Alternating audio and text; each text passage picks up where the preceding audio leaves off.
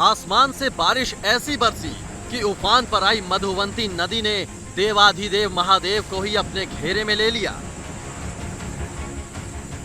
जरा इस नदी के रौद्र रूप को तो देखिए।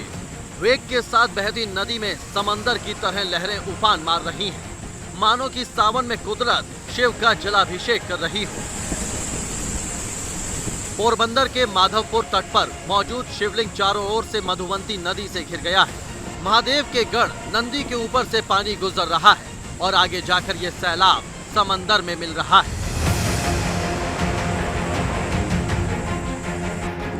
इससे इतर सिद्धेश्वर महादेव का मंदिर देखिए। पानी में मंदिर आधा डूब चुका है। मानसून में हुई बारिश से मधुवंती नदी का जल स्तर काफी बढ़ गया है। यहाँ जान की बाजी लगाकर जान बचाने की कोशिश को अंजाम दिया गया है। इस सैलाब ने 2 जिंदगियों को अपनी चपेट में ले लिया। लगातार बारिश के चलते अमरेली की ये गगड़िया नदी इस कदर उफान पर है कि सड़क से बहता इसका पानी लोगों की जिंदगी पर खतरा बनकर मंडरा रहा है, जिसे पार करने की कोशिश में ये महिला और इसकी बहन जल के घेरे में आ गई। सूचना पर मौके पर लोगों की भीड़ लग गई। इस उफनते सैलाब से महिला की बहन को रेस्क्यू करके अस्पताल में भर्ती कराया गया। सड़कों पर बहता सैलाब देखिए, कैसे बर्बाद हुआ पूरा गांव देखिए। जमीन पर ढेर हुई बुलंद इमारत का हाल देखिए।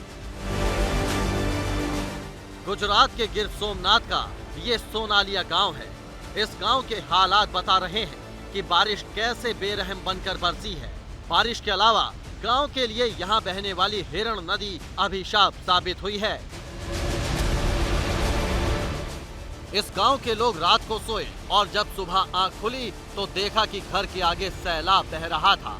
पूरा गांव जलमग्न हो गया था, टापू की तरह नजर आ रहा था।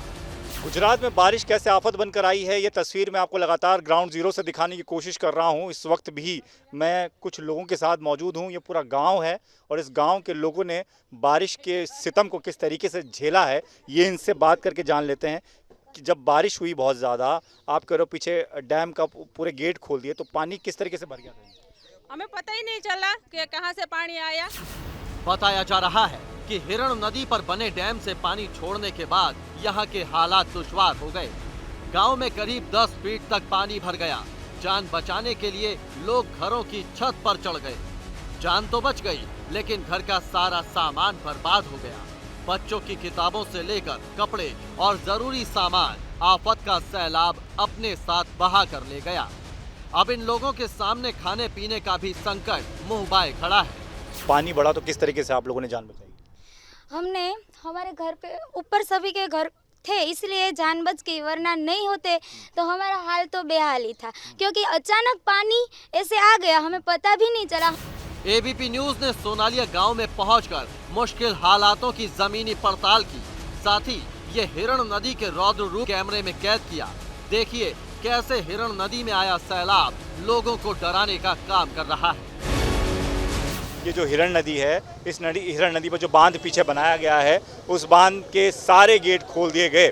और जब गेट सारे खोल दिए गए तो नदी में उफान इतना ज़्यादा था कि ये नदी का जो स्तर है वो ऊपर आ गया और ये सड़क से ऊपर आते हुए आसपास के जो गांव के इलाके हैं उनमें पानी घुस गया। इन मुश्किल हालातों के बीच लोगों का आरोप है कि प्रशासन की ओर से उनकी कोई सुध नहीं ली गई। गांव का पुल भी नदी में डूब गया है। ऐसे में जान जोखिम में डालकर लोग आवाजाही को मजबूर हैं। द्वारका एक बार फिर डूबी है। द्वारका में चारों ओर पानी ही पानी नजर आ रहा है। आसमान से बरसी आफत से धार्मिक नगरी पानी के पहरे में है। सड़कों पर इतना पानी है कि पैदल चलना तो दूर, गाड़ियां भी दम तोड़ती नजर आ रही हैं। लगातार बारिश ने जनजीवन को अस्त व्यस्त कर दिया है। गुजरात में ये हालात अभी नहीं सुधरने वाले हैं। अभी भी मौसम विभाग ने गुजरात के कुछ हिस्सों में बारिश की चेतावनी जारी की है।